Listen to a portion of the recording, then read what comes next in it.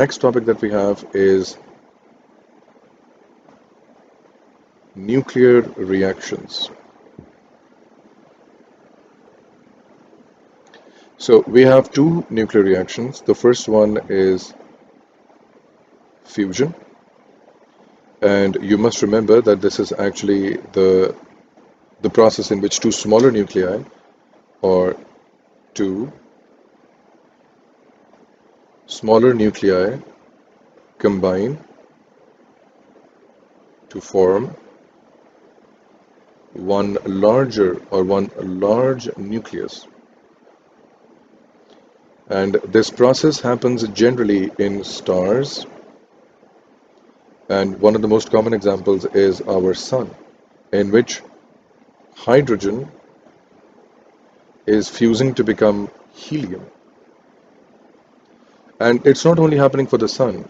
Majority stars in our universe are actually observing this process. Their hydrogen is converting, or you can say fusing together to become helium eventually. And so the question from this topic would be that what's the fuel of the stars? So hydrogen will act as the fuel and helium will act as the products of the stars. But be mindful that this is the process of a young star. If a star is dying, then the process will be much different. And that will be the last topic or last chapter of physics of our course. So this is fusion, right? Very less information about this, and this is what we are required to know about that. You can research about this online because China and other countries are trying to mimic this reaction, because if we are able to do that, then we would have infinite supply of energy and we would not have to rely on fossil fuels or at least nuclear energy to produce energy for the world. Okay, so this is fusion, and then we have fission reaction. This is which takes a bit more time. So fission is when a large nucleus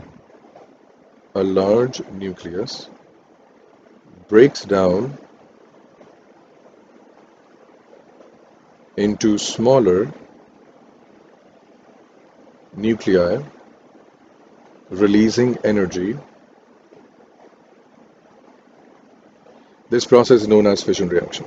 And the most common example, we utilize it in nuclear power plants to produce electricity, right? The process of nuclear power plant, we will get to that later. We'll also discuss that process.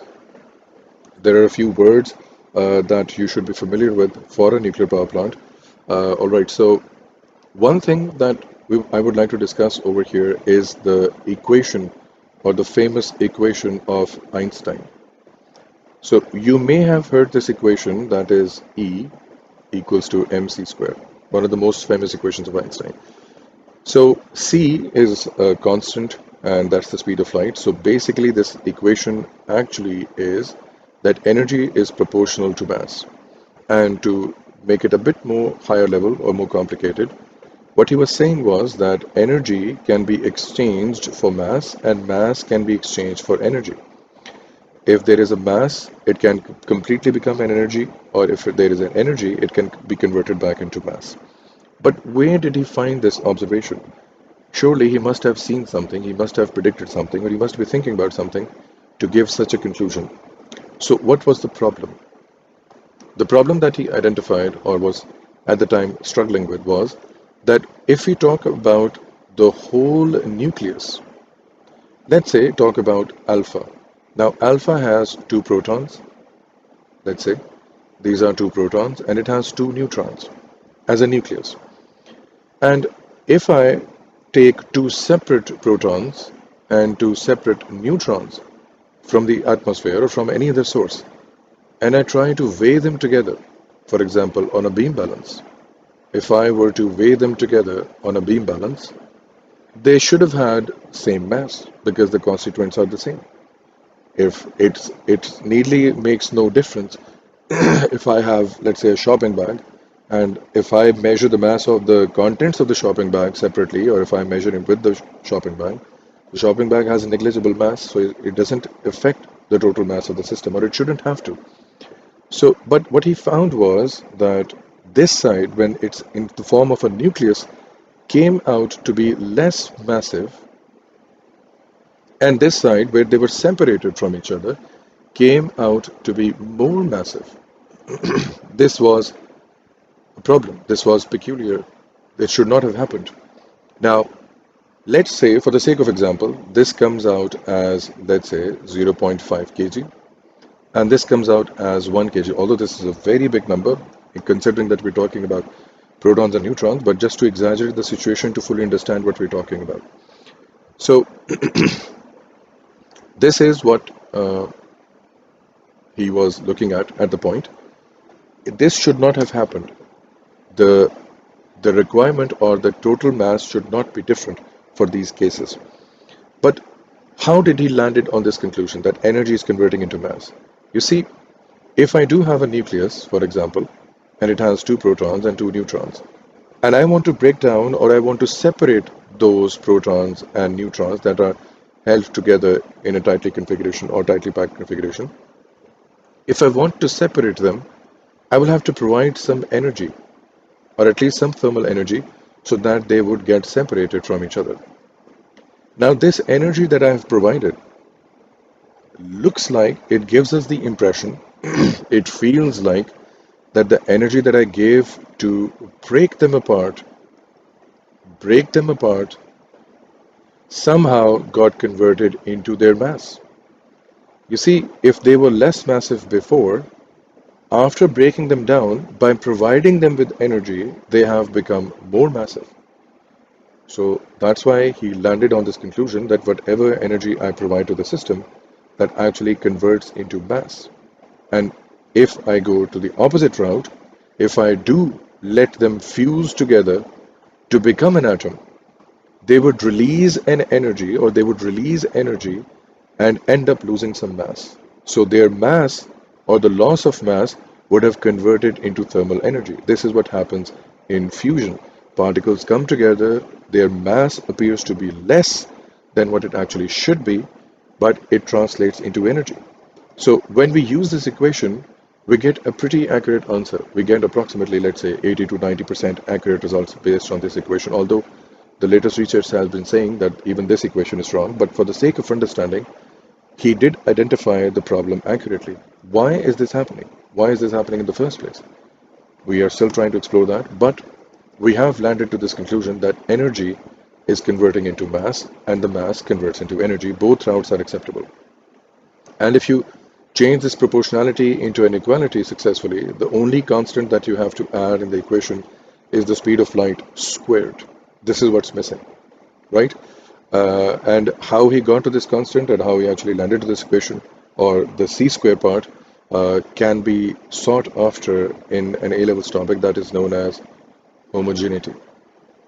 That topic actually helps you define or design equations for the systems. Again, this is just a prediction or a hypothetical situation, but still very accurate. Okay, so this situation or this problem eventually came to be known as the mass defect. Mass defect. And this mass defect is what is actually used in the equation of E equals to mc squared. What we use in the value of mass is the missing mass. Missing mass or the difference of mass before and after a nuclear reaction, right? So when we put that, we call that as the mass defect, the problematic mass or the issue with the mass that is still being found or there's still, we don't know where it went, but we do know that it somehow converts into energy. So the idea behind E equals to mc squared, this is that theory, this is that idea. Now, let's go back to fission reaction or the idea of fission. For that, we need to understand the nuclear power plant, how it actually works, and what we are actually looking for. So let's go to the nuclear power plant. Okay, so how does the process eventually start?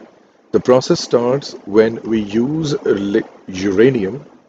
We use uranium and we collide or we bombard deliberately on a sample of uranium, deliberately on our own introduce a neutron.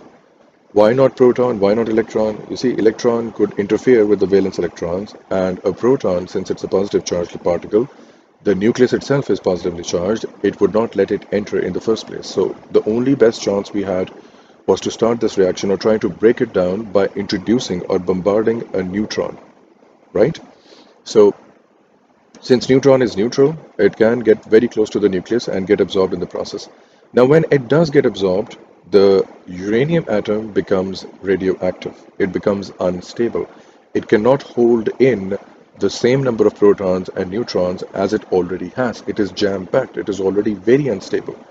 But when you try to unbalance or when you try to create more unbalance in the state of the atom, then it starts releasing energy or it starts to break down to attain more stable daughter particles or byproducts which are less radioactive than uranium itself, right?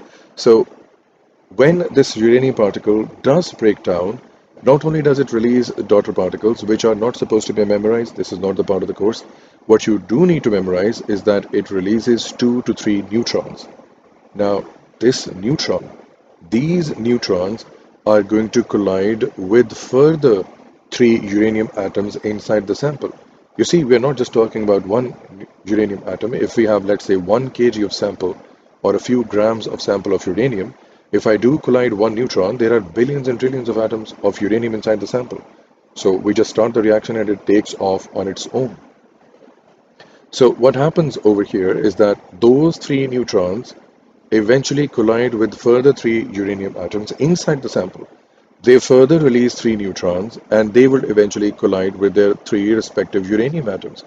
Now, this process or this idea that it is exponentially increasing, this is what is known as a chain reaction.